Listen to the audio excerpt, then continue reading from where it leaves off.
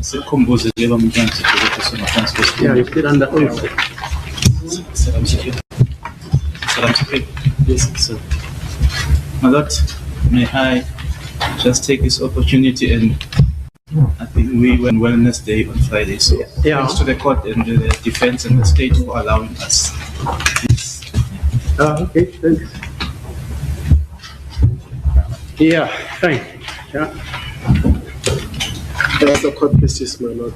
My Lord, may I proceed? Morning, Mr. Tanzi. Siyabingelela bamntwana. Yeah. Yes, sir. Mr. Tanzi, when we adjourned on Friday, we had, I think we're about to cover paragraph 8 of the former, which is Exhibit JJ. And that paragraph 8 reads as follows. From the above mentioned questions and answers, it appears to me that the deponent is insane and sober senses, and then it says in brackets, indicate whether the deponent appears to be nervous, anxious, relaxed, tearful, jovial, etc., and also whether he has any special requests. U8 ufundeka ngalendlela kule mibuzo kanye nezimpendulo ezila ngaphezulu kuyabonakala ukuthi umuntu lona oze ukunikeza ngaso istatement usemqondweni ngokuphelele isho ke ukuthi mhlambi uthukile akaphathekile kahle umoya wakhe uphansi usenyembezini ujabulile noma futhi enesicelo thizeni anaso. It says the answer to that, which is recorded, deponent is relaxed, calm, maintains eye contact when questions are answered, first with me, then with the interpreter, then myself. And it further reads, I request the bath to contact my family, to have a change of clothes, and also to call my child.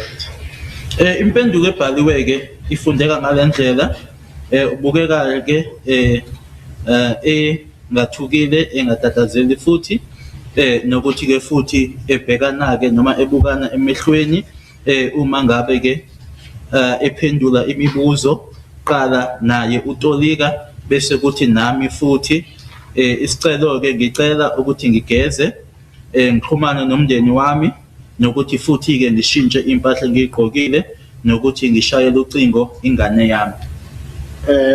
From the proforma, because Mr. Tanzi, what we are dealing with is whether or not these questions in the proforma were asked in this sequence and whether you provided the answers that are recorded therein. So in respect of paragraph 8, was this question posed of you, and did you respond in the manner that is recorded there? Lana ke okwenzekayo ukuthi ke sibuza lemibuzo nanjengendlela ebhalwe ngayo lana ukuthi yabuzwa yini kuwena ngalendlela nokuthi futhi ke waphendula yini ngalendlela ekubhaliwe la phansi kuthiwa ke kuyimpendulo. Ke imibuzo uthi ingabe lo mbuzo olaku 8 wawubuzwa yini wabe usuphendula wena ngalendlela ebhalwe ngayo la. My Lord, I was never asked a question. I am the one who made a request to make a call.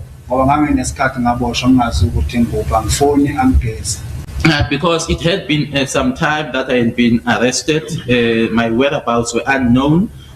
There was no phone call that I made, and there was no bath that I took. So did you make all these 3 requests that are recorded in the answer, that you wanted to contact your family, that you wanted to have a change of clothes, and as well that you wanted to have a call with your child? Manje ke icelo lezi ezintathu ezibhaliwe lana ke wena wazenza ukuthi oqala ufuna ukuthi uxhumane nomndeni wakho, ufuna ukuthi ke ushintshe impahla oyigqokile, nokuthi okwesithathu ufuna ukuthi ushayele ucingo ingane yakho. Wena wenza le icelo lezi ezintathu. Mina ngicela ukuthi sisiloyo seduzane nami ngitshena yena ukuthi wayihambisa ngayiphi indlela kumama omlungu ngazi. I made the request or directed it to the lady that was next to me. As to how she then conveyed it to the white lady, I don't know. And with respect to your demeanor or your emotional status, can you describe it as relaxed, calm, as recorded in the answer? Ngokwendlela ke wabukeka ngayo ke ungayichaza wena noma ungasho wena ke ukuthi wawumuntu nje owakahleke wawungaqhamazeli wawungatatazeli ngalendlela ekubhaliwe ngayo la. Kwakungekho ukuthuka kuwena wawungaqhamazeli futhi ungazichaza ukuthi isimo sakho sasingaleyo ndlela. Mina ngangekho kahle Nkosi enkulu. No, I was not in a calm and relaxed state, my lord. Uqala ungagezi nongazi ukuthi ekhakeni ukuphi bahambe bekufuna. Manje yakuhlumeza enhlizweni. Because, my lord, not taking a bath and not being known at home, that in itself is traumatizing, my lord. Manje makuthiwa mina ngangekahle ayi iyangithusa. If it's then said that I was calm or relaxed, it's shocking to me. And paragraph 9 thereof, it says, I now ask the deponent in his own words how he came to be brought to my office to make this statement. Abese u9 afundeka ngalendlela ngase ngicela ke ozokwenza ke istatement ukuthi angitshele ngamagama akhe noma ke ngokuphuma kuyena ukuthi kwenzeka kanjani ukuthi alethwe ehhovisi lami ukuthi azokwenza istatement. Did the magistrate ask you about the circumstances leading to you being brought to her office and what the reason was or the purpose was for you to be brought to her office? Ingabe manje yakubuza yini ngezimo okwenzeka phansi kwazi ukuthi ulethwe ehhovisi lakhe kanye futhi nesizathu sokuthi ube sehhovisi lakhe. Nkosi enkulu mina ngikhumbula njengalo. No, my lord, I don't recall her telling me like that. Ngoba nokubuka i-ID number yami namagama ami usisi lo wathi sicela ubukela amagama ukuthi wona wakho ngavuma kusesingathi yayiwa wami ID yami wasethi address ithini ngase ngimtshela address usisi.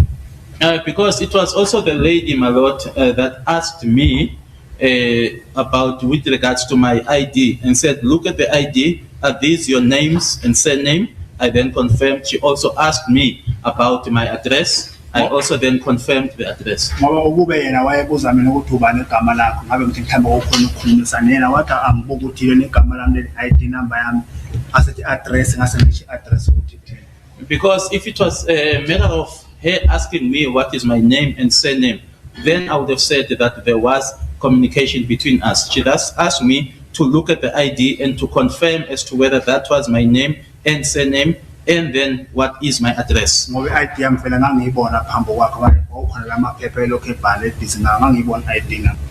Because I could see my ID in front of her because there were those documents that she was writing in and my ID was there. Yeah, but we are still on paragraph 9, Mr. Ntanzi. I'll come later. Once we are done with the pro forma, I will then come to the questions as to how you interacted in that room too with the magistrate, with the interpreter, and with Mr. Mjiako, if at all. Now we are strictly dealing with the questions and answers that are contained in the pro forma. Kodwa ke okwamanje mnumzana uNtanzi sisela ngiseza ekuthini uma ukhulumisana noXoliki, uma ukhulumisana nomama wemlungu, uma ukhulumisana nomjiyako, uma kukuthi wakhulumisana naye ukuthi kwenzeka kanjani lokho. Kodwa okwamanje asikafiki lapho, ngisela ngisakubuza ngokwemibuzo ngendlela ebhalwe ngayo la ephepheni lethu, hayi lokho kuphendulayo wena manje sila. Yes, Okay. now at paragraph 9, the magistrate says she asks you about the circumstances, how you got to be brought to her office to make the statement. Did she ask you that? Lana kubhalwe lana ukuthi ke imanje yakubuza ukuthi kwenzeka kanjani ukuthi ulethwe office lakhe kanye futhi nesizathu. Wakubuza yini lokho? Akazangibuza. No, she never asked me. Now the answer that finished or recorded is as follows.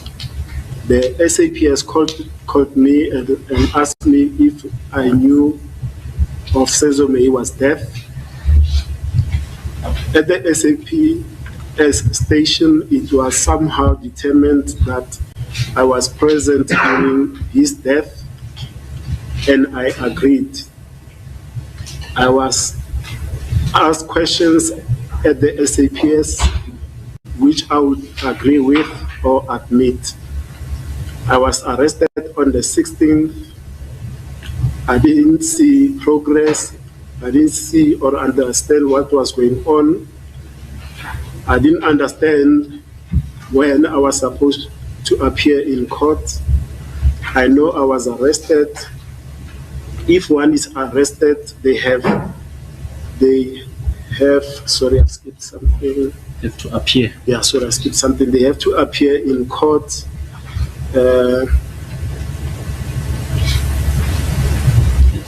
Sorry. I called my, it says ATT, it's not complete on my statement that I want to come to court. Also, I called my attorney and told him that I want to come to court. That's the answer that is finished. Did you say all of those things that are mentioned in that answer? Impendulo ke ebhaliwe ifundeka ngalendlela. Amaphoyisa aqhumana nami angibuza ukuthi khona yini engikwaziyo mayelana nokushona kaSenzo. Esiteshi samaphoyisa kwatholakala ke ukuthi ngangikhona ngesikhathi sokubulawa kwakhe, ngavuma nami ngavuma. Ngabuzwa imibuzo amaphoyisa engavumelana nayo. Ngaboshwa ngeyi-16. Ngabona kungekho nqubekela phambili.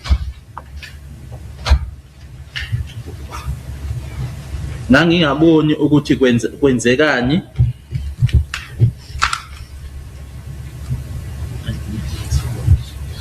Ngangingaboni noma ngingazi ukuthi ngizoyibingelela nini manje noma ngizoya nini enkantolo.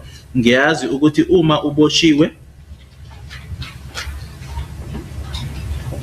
ngangazi ukuthi ngiboshiwe. Uma umuntu eboshiwe kufanele ukuthi aye enkantolo.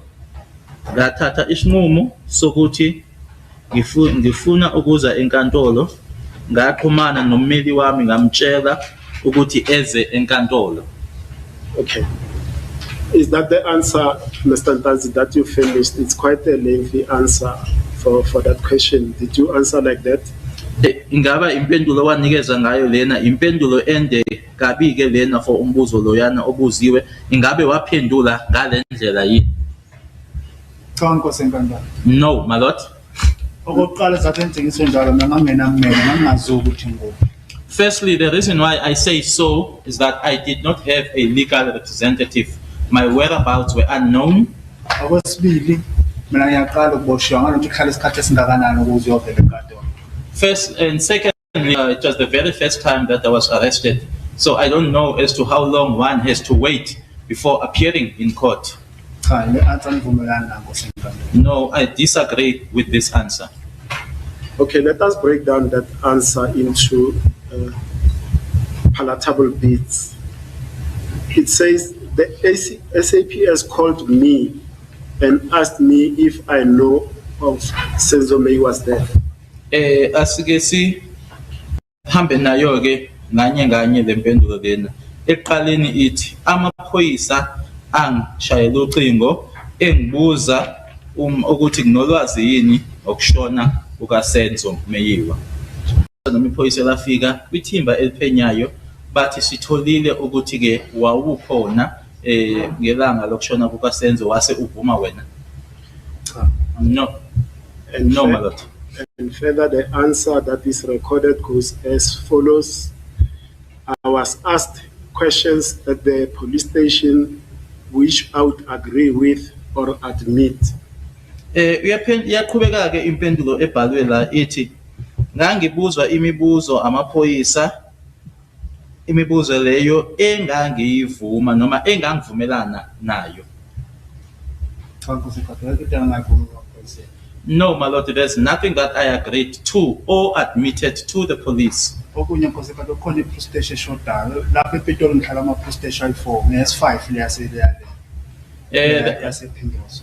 Okay. The other thing, my lord, is there's one police station outstanding. There are 4 police stations where I was kept here in Pretoria. The Primrose police station was the 5th one. Which one did I miss, Mr. Yifile. Ngikhohlwe igama la angithi vele leya ePitora no khona le nenye engabhukwa kuyo uMabhena ngifaka uMabhena ngafaka uSergeant Mkhani ngangakutshela nje baka bakhuluma ngayo khona la bona. There's this particular police station. Mabena is the one that booked me in there and not Mukhane. I once told you about it, or then it was also mentioned here, the witness referring to the state. It was once mentioned. It's just the name that I've forgotten. Now let's reread that answer, because I want to make sense of this, and if you tell me if that also makes sense to you. It says I was asked questions at the SAPS which I would agree with or admit. Now the question is this: if you are asked a question, do you agree with the question or do you give an answer to a question? Ngalendlela ekubhalwe ngayo lana ne ithi kunemibuzo engayibuzwa amaphoyisa engangivuma noma ke ngivumelana nayo. Manje ke umbuzo uyilona: uma ngabe ubuzwa umbuzo uvumelana nombuzo noma unikeza ngempendulo kumbuzo obuzwayo. Let me withdraw it. I'll argue it. Let me withdraw it. Angiwuyeke lo mbuzo lo. And then it says I was arrested on the 16th. Within the context of this question, how were you brought to my office to make this statement in your own words?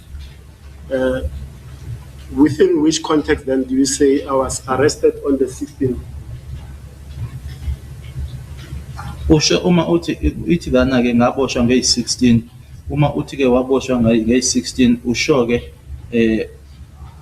kungani usho kanjalo?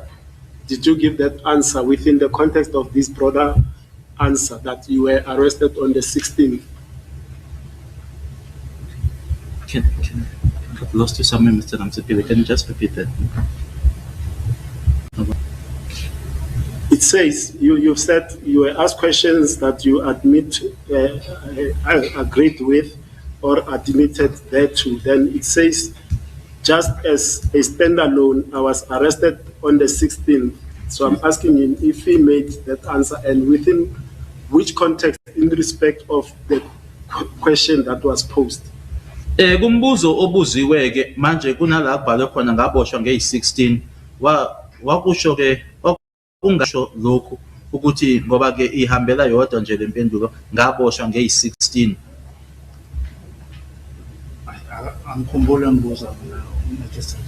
I do not recall the magistrate asking me. And then it says I didn't see progress, I didn't see or understand what was going on.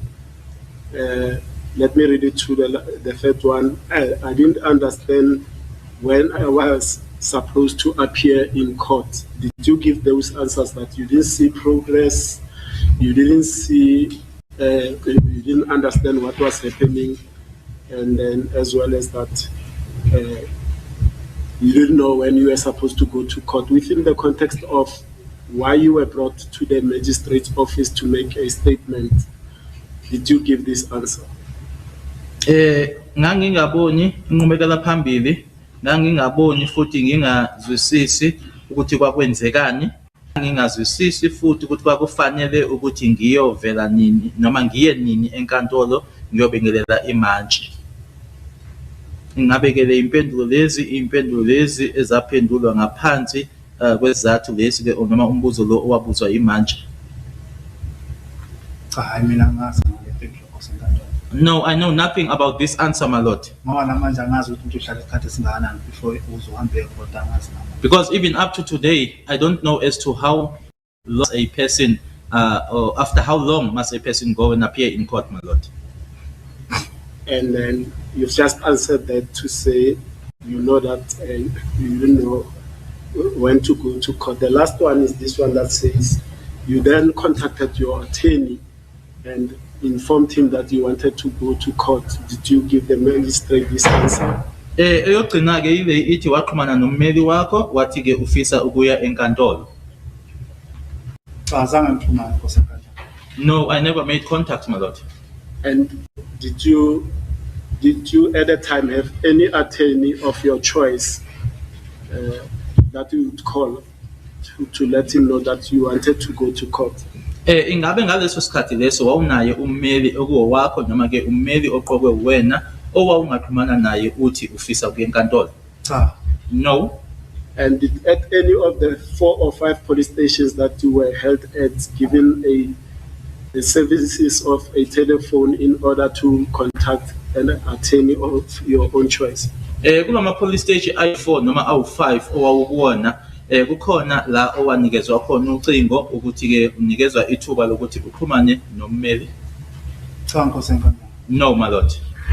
Okay, then let's go to paragraph 10 and paragraph 10A thereof, which deals about where the question says, now the following questions are now put to the deponent. And then 10A, do you have any bruises or injuries of any kind? If so, please show them to me if it is possible for you to do so. And the answer is that no, except old injuries that you sustained when you were underground and when you were very young. Bese kuthi ke masindlulela ku10 imibuzo elandelayo ke iyona eyabuzwa ingaba unayo yini ke imihuzuko noma ke ukulimala onako. Uma kukanjalo ngicela ke ungikhombise uma kuwukuthi ke lokho kungenzeka. Impendulo ebhaliwe ithi cha, ngaphandle kokulimala ke okwatholakala noma ke engakuthola nkathi ke ngangisebenza ngaphansi emgodini nangesikhathi ngangisemncane kakhulu. Nkosi enkantolo ngiyaphinda azange ngaze ngalimala emgodini. My lord, I repeat, I never got injured whilst working underground. Namhlanje Rustenburg akaze ngilimala ngoba ngiphambi kwenkantolo. Even today, my lord, as I am before the court, I never got injured in Rustenburg. And 10B, it's a continuation of whether you had injuries and who inflicted those injuries on you, right? And then the answer is that there are no noticeable injuries. There is a scar healed right side of the forehead, allegedly sustained when he was very young.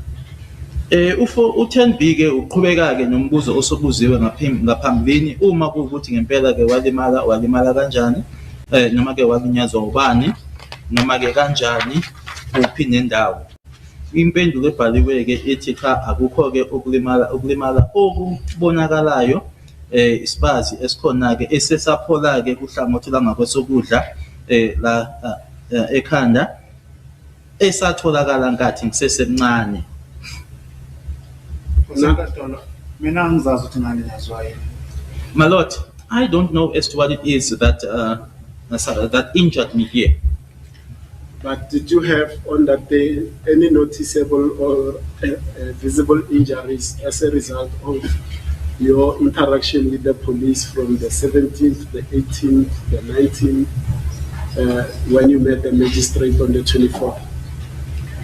Uma uhlangana nayo iMarch nge-24 sika June 2020 ingaba wawunako yini ukulimala okwakubonakala okwakubangelwa ke amaphoyisa nge-18 19 sika June? Senkantolo ukulimala kubonakala uma ufaka uplastic ekhanda. Lekho iphoyisa engakushaya kusweni ufaka uplastic ekhanda. My lord, there are no visible injuries when plastic is put over your head. No police officer can assault you if there's plastic placed over your head.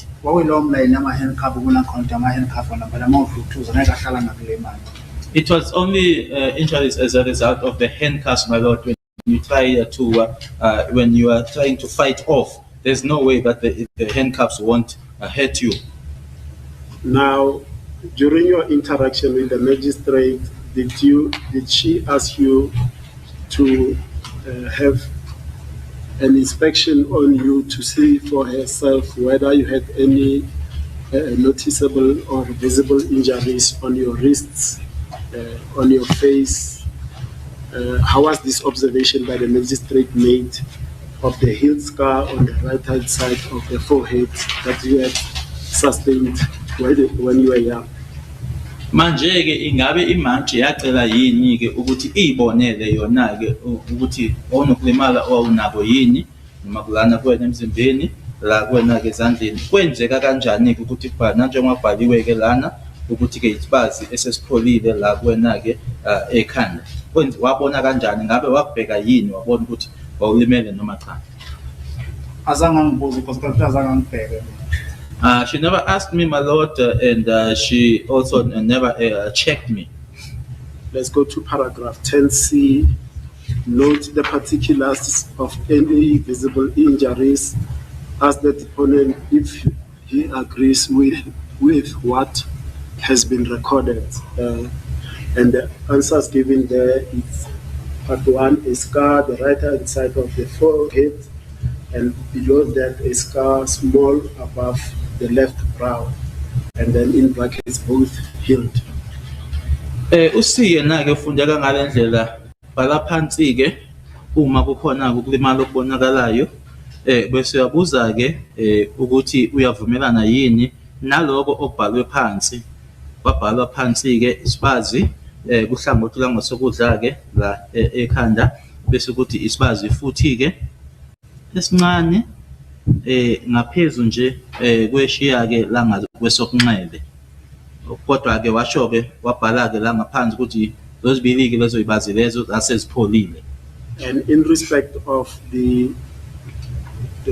response required in 10C on the deponent's comments, it says yes, both sustained as a small child when my grandmother tried to hit the chicken and the blow landed on my forehead.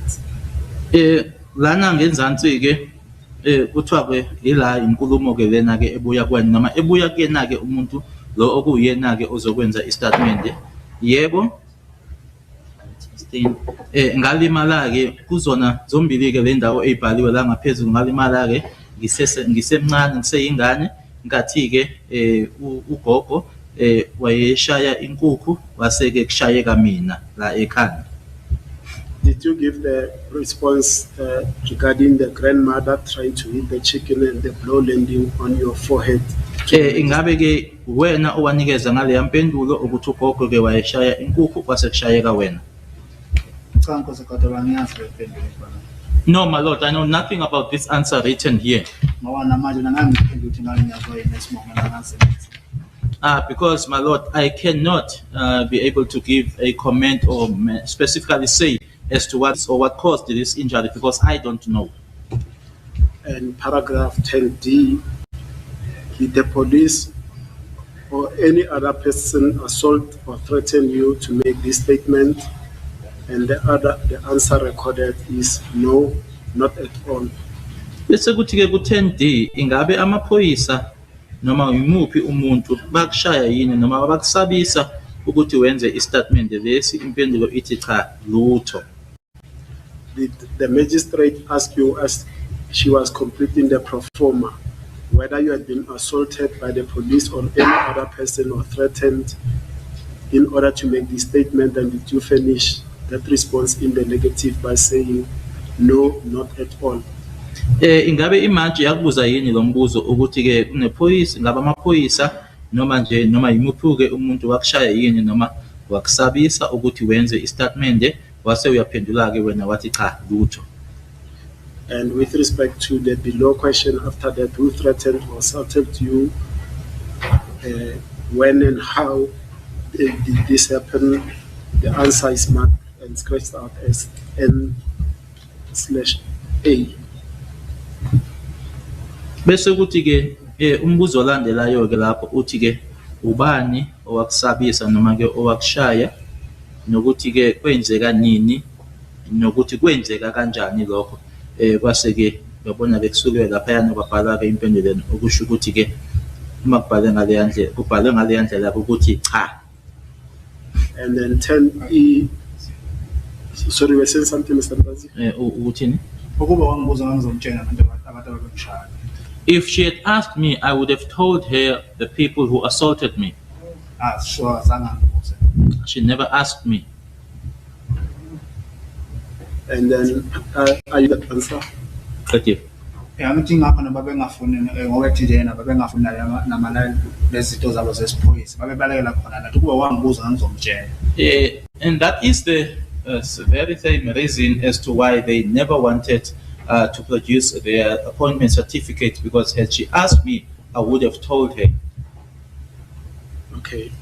Then 10E, did anyone influence you to make this statement? And the answer recorded is no. I decided on my own. Bese kuthi ke u10E ingabe kunomuntu owaba nomthelela yini ukuthi wenze istatement lesi? Impendulo ithi cha. Isinqumo engiyithathele sona mina. Were you asked whether you were influenced by anyone to make the statement, and did you respond in the negative by saying no, I decided on my own? Ingabe wabuzwa yini ukuthi kwaba nomuntu owaba nomthelela yini ekuthini wenza istatement? Wabusa uyaphendula wena wathi cha, isinqumo esathathwa wena. No, my lord. Paragraph 10F, did anyone encourage you to make this statement? And the answer provided is no. Bese kuthi ke u10F, ingabe kunomuntu yini owagqugquzelela ukuthi wenze istatement lesi? Impendulo cha. Akaze ngibuze boss. I was never asked, my lord. And did you finish the answer no? Wanikeza ngale mpendulo ethi cha. Akaze ngibuze mama. I was never even asked about it. And 10G, were any promises made to you to persuade you to make this statement? And the answer provided therein is no. U10G kunezithembiso ezenziwa yini kuwena ukuthi ke wenze istatement lesi? Bese kuthi impendulo ebhaliwe ke lapha ya cha. Were you asked whether you were persuaded or promises made to you in order to make a statement, and did you finish? The answer recorded there. Ingabe wabuzwa yini ukuthi ke kunezithembiso ezenziwa kuwena ukuthi ke wenze istatement wase unikeza ngale impendulo ebhalwe la? Cha, akaze ngibuze. Akaze ngiyaze ngiphendule. No, I was never asked and I never provided the answer. 10H, do you expect to derive any benefits from making this statement? And the answer recorded there is no, not at all. U10H ingabe kukhona yini obheke ukuthi ke ukuzuze ngokwenza istatement lesi? Impendulo ithi cha, lutho. Was this question posed to you as this pro forma was completed, and did you give that response? Ingabe umbuzo lona wawubuzwa wabe usewunikela wena ke ngale mpendulo ebhaliwe la? Cha, kuthi akaze ngibuze. No, my lord, I was never asked. And 10, is it, where were you, Mr. Jonas? H. So this is still on H. The deponent is now informed that he cannot expect any benefits whatsoever from making this statement. The importance of this aspect is now stressed to him, and is asked whether he understands this, and the response given there is yes, I understand, and I was never promised anything. Okulandelayo ke ibhalwe ngale ndlela ke ukuthi wase utshelwa ke ukuthi akukho ekufaneleke noma ayikho inzuzo ekufanele uyilindeleke ukuthi uzoyithola ekwenzeni istatement nokuba semqoka nokubaluleka ke kwalodaba lolu kwase kuyagcizelelwa ke kuwena wase uyabuzwa ke ukuthi uyakuzwa yini lokho. Impendulo ebhaliwe-ke yebo, ngiyezwa, angikaze ngithenjiswe lutho. Did the magistrate stress to you the importance of this topic related to benefits, and then did you say that you understood and that you never were promised anything? Ingabe njengoba bhaliwe-ke lana imantshi yase igcizelela ukubaleka kwalolu daba lolu mayelana-ke nazo iy'thembiso, waphendula-ke wena wathi yebo uyezwa, awukazi uthenjiswe lutho. Akaze ngibuze Nkosi enkantolo imibuzo. I was never asked the question, my lord. And then paragraph I, have you made a similar statement previously, and if so, when and to whom? And the answer is no. U-I uthi-ke ingabe usuke wasenza yini isitatimende esifana nalesi ngaphambilini? Uma ngabe kunjalo, nini futhi wasenza kubani? Was this question asked of you whether or not you had made a similar statement? By similar statement, it means a confession or an admission to anyone before you met the magistrate on the 24th of June 2020.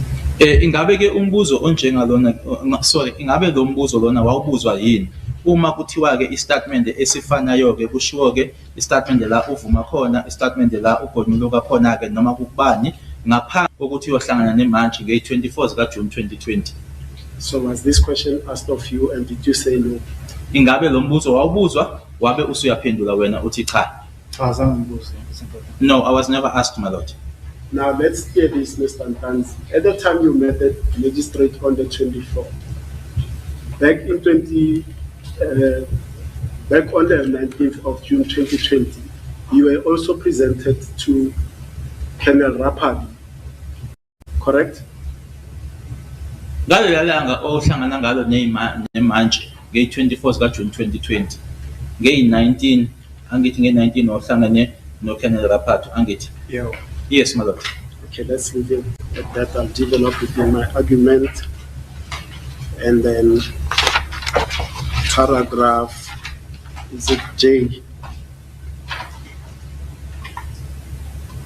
There's a stamp on top, Mr. O.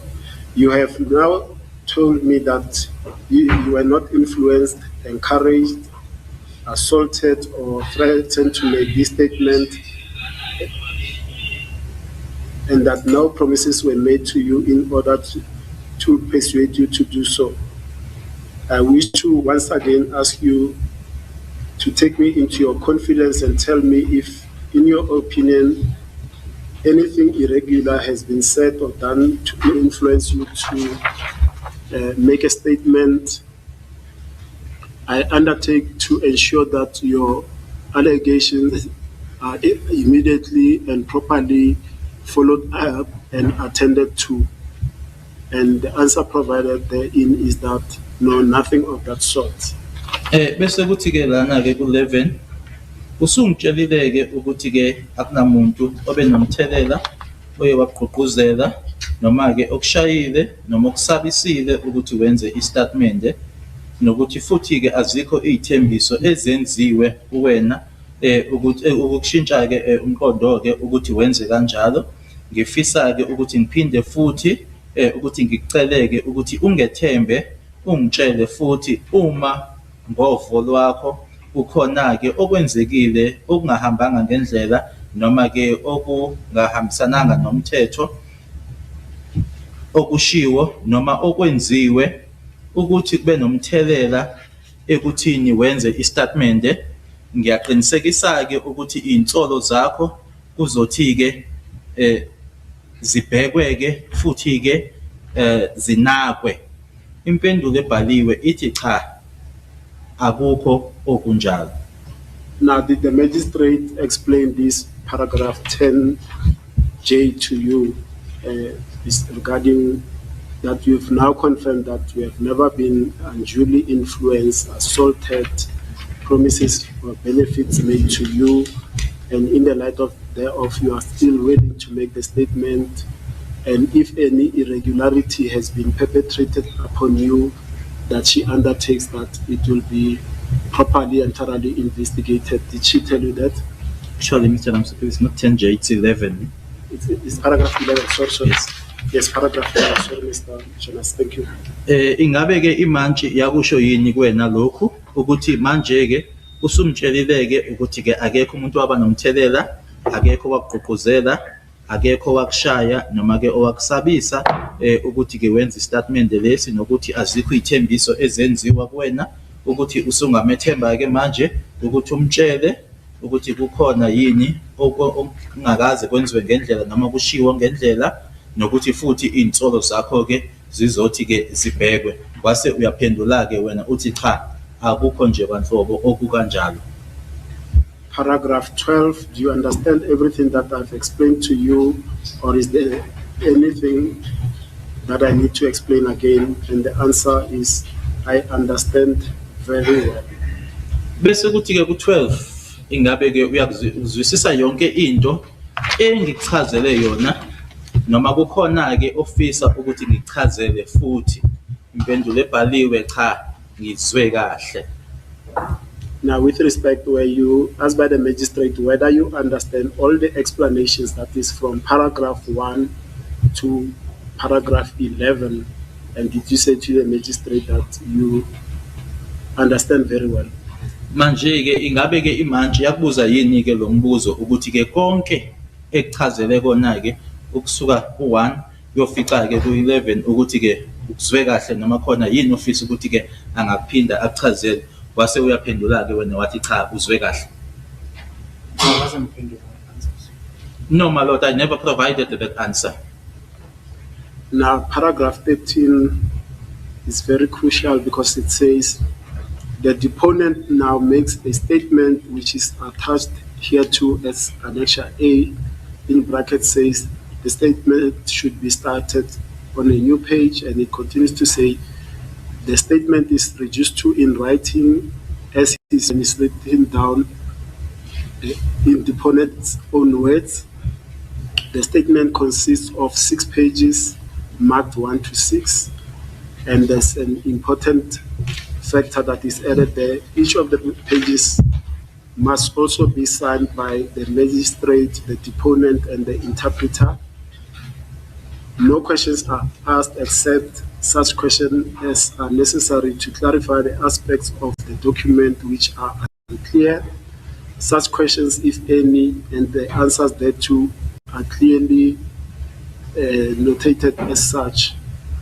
And it says the statement is made in the Zulu language and interpreted into English by the interpreter. The statement is now read back to the deponent and translated by the interpreter.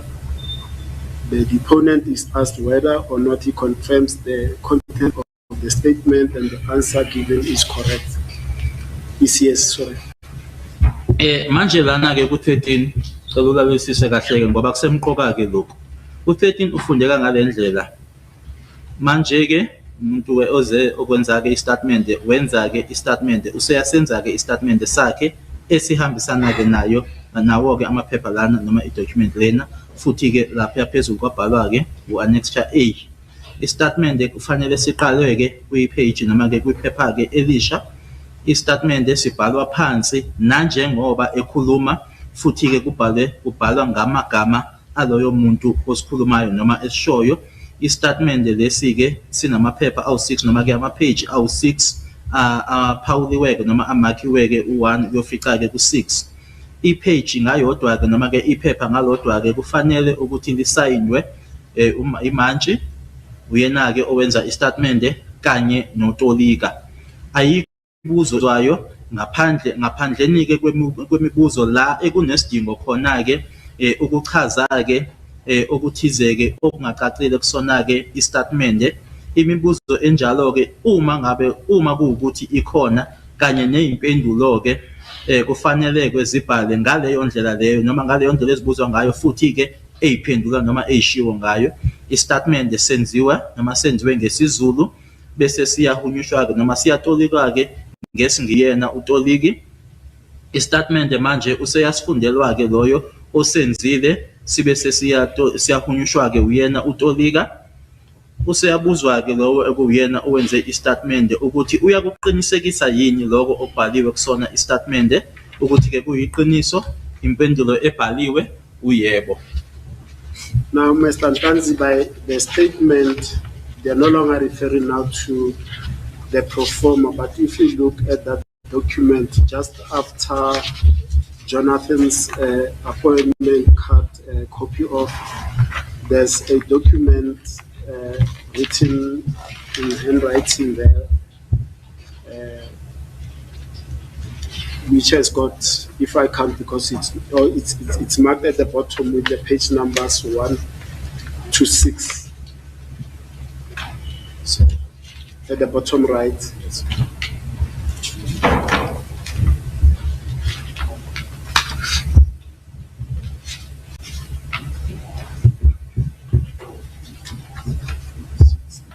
So baba uMsipile uthi ke uma sibheka ke noma sibuka ke emva kwaleli page leli ke ilona ke lika Jonathan kunalama page ke awu6 uma ubuka lapha nabhaliwe ke awu6 ila ukhuluma uma ikhuluma ngestatement ke ikhuluma ngalama page ke awu6 uqala la uyofica ke egcineni isona ke statement lesi. Okay. And then the crucial part is this one, that the statement is taken and written down as you speak in your own words. Okubalulekile ke lana ukuthi noma kuloko kubhaliwe lana ukuthi ke istatement lesi sibhalwa phansi nanjengoba ukhuluma wena ke futhi ke kubhalwa amagama owashilo. And that the statement is made in isiZulu and interpreted into English by the interpreter.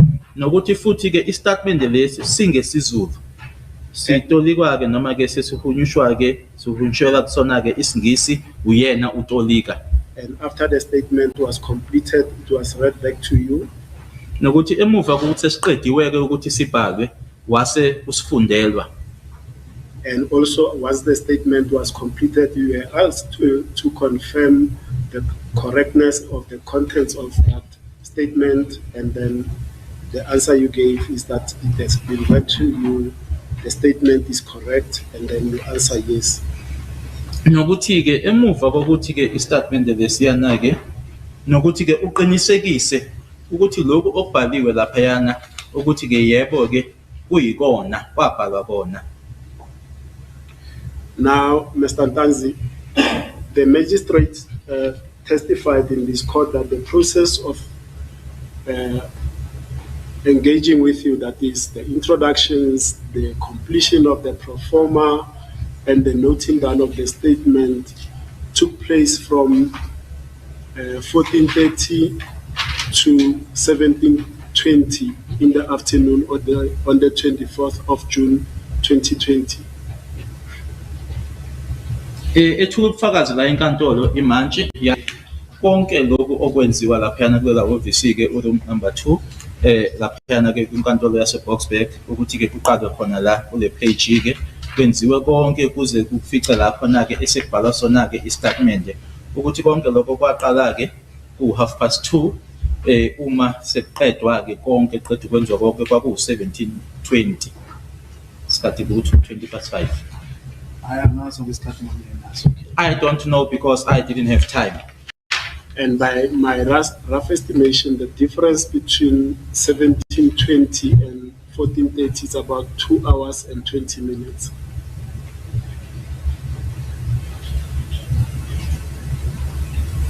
Uma nje mina ke ngiyibalela ke umehluko phakathi kwakhe u14:30 no17:20 amahora amabili kanye nemizuzu ewu20. Sorry, Mr. Jonas, my arithmetic is not good. I've been corrected to say it's 2 hours and 50 minutes. 50 or 15? 2 hours 50. Okay. Ngiye ngalungiswa ke kuloko engiqeda ukusho ke ukuthi ke amahora amabili kanye nemizuzu ewu50 engamashumi amahlanu. Yes, I don't know because I didn't have time. And let's look at the role players that are in the room, except yourself. During this time, what was the magistrate doing? Asibukeke abantu ababekhona ke lapha ngaphandleni kwakho. You said during this time. Yes. Ngaleso sikhathi leso imanje yayenzani? Yini eyayenza imanje ngaleso sikhathi leso? yenza mangena noma No, when you are now seated, the process has begun. Usuhlezi phansi ke manje inqubo ke isiqalile. Kosenkantolo mina umama omlungu ngemthole ebhala mina. My Lord, I found the white lady writing. Ngoba mangihlele mina kwakukhona omunye awuyiphase kwakukhona omunye umama wayelapha epassage ngangimbona mina. Umbona? Ngangimbona mangihlele omunye umama omlungu wayelapha epassage. Because my Lord, from where I was seated, there was another white lady in the passage. I was able to see her from where I was seated, my Lord. She was in the passage. Ngoba mayebhala kunomshini lo ngathi ngamaphepha yawuzwa makho singathi khonze printer. Because as she was writing, there was a printing machine. You were able to hear it as if it was busy printing. So angikubona ngayebhala kodwa wayebhala enangazi nithi ngoba umkhani mayengena naqala ngena kulo yalisangena khona wangena nelokhuzana le nalento envelope brown angazi yini ayihambisa wena makwabhaliwe noma kwamabhalanga ngase next. As I'm saying, my Lord, that she was busy writing, and before we went in, Mukhana went in. He was in possession of a brown envelope. So I don't know whether what was in that envelope. Sorry, whether he delivered that envelope, my Lord, but he was in possession of an envelope when he went in. And when you went in, did you see any forms or documents on the desk that was used by the magistrate? Uma ungena, akhona yini amaphepha owawabona wena ke laphayana kwitafula leliyana umama uMlungu wayehlezi kulona? Akhona amaphepha ayebhala kuwo. There were documents where she was writing. Now, you've also testified that you could see your ID card somewhere there. Where exactly did you see your ID card? Ushilo ke ukuthi ungena laphayana noma ke uhlezi laphayana i-ID yakho wayibona kuphi i-ID yakho? Ngibona phambi kwakhe etafuleni lakhe. I saw it in front of her on her table. Okay. Now, before we will proceed, the second role player was Ms. Mutapi, the interpreter. During the 2 hours and 50 minutes, what role did she play? Ngaphambi kokuthi siqhubekeke owesibili umuntu owayekhona ke kwakuMiss Mutlaphing uTolika. Yena ke yini awayenza? Wayehleli ngasahleli wayehleli sona mangihleli sona. She was seated, my Lord. She was. I was seated on this side. She was seated on the side. She was seated right next to me. Now, the fourth person was Mr. Mjiako. What role did he play, if at all? Omunye umuntu owayekhona kwakuMjiyako. Yena ke uma kuwukuthi kukhona ayekwenza kwakuyini? Wayehleli nje isitulo ngangimbuka nje ehleli so futhi azange ngimuze ekhuluma naye umama omlungu azange ngimuze ekhuluma next to yakhe wayehlalela nje ehleli esitulweni exoxe phone. He was seated at a distance. I did not hear him saying anything to the white lady. He was just seated at the distance and busy on his phone. Now, you've just testified that as the magistrate is seated and writing, there's a machine that is perhaps printing documents. You could see another white person. Now, I want to get that office, the setup. You said you saw the white person in the corridor. Where in the corridor? Within that room 2 or the corridor outside room 2? Nanjengoba usho ukuthi la ohlezi khona kunalo umama omlungu owumbona ke laphayana ke epassage wambona ke epassage ela passage le yale gumbi leli enani hlezi kulona noma ke kwaku enye passage. Mina ngokwazi kwami Nkosenkantolo ngazi ukuthi office into enomnyango oyi-1 umuntu mayengena lapho uza la i-office manje lapha sasikhona thina ngangikhona ukubona umuntu mayehamba epassage nami ngihleli ngikhona ukubona umuntu oyale ngoba kwakukhona obunye wayevela la engathi wayebhizi ngecomputer. According to my knowledge, my Lord, an office is where you come in. There is a door just like this, the witness pointing behind him, and then you come to this point where the witness is standing, and that is to me an office. But where we were seated, I was able to see the white lady in the corridor over there, and there was also someone around who was busy with a PC or a computer. Ngomama omlungu ngilokho ngibona phinda hambe ayele ngabe ngisabonto waphinde ngothi ngibona nangebuya aphinda ajelo ekhuluma nalo futhi khona. Because the white lady, my lord, I would see her there. I would then see her going over there and coming back again and speaking to this one. Manje yangixaka makuthiwa i-office athi i-office ide kanti mina ngathi i-office ide nomnyango owodwa uma ungena. Now, to me, it is confusing when it is being referred to as an office. And how is it an office? Because an office, it's in a space with a door like this one. Now, would you confirm that once Sergeant Mohani had brought you in and everybody was in room 2, the door to room 2 was closed behind so that people that are on the outside could not see what was happening in room 2? Ungaqinisekisa yini ukuthi esekungenisile-ke ngaphakathi uSergeant Mohani ukuthi-ke umnyango wakhe walapha kwa room 2 noma le office nani kuyona-ke wase uvalwa-ke usungenile ngaphakathi ukwenzela-ke ukuthi-ke ongaphandle anganiboni ngaphakathi noma angakuboni okwenzekayo ngaphakathi? Yebo Nkosi Ephatela kwakuvaliwe umnyango. Yes. Umnyango engene kuwona.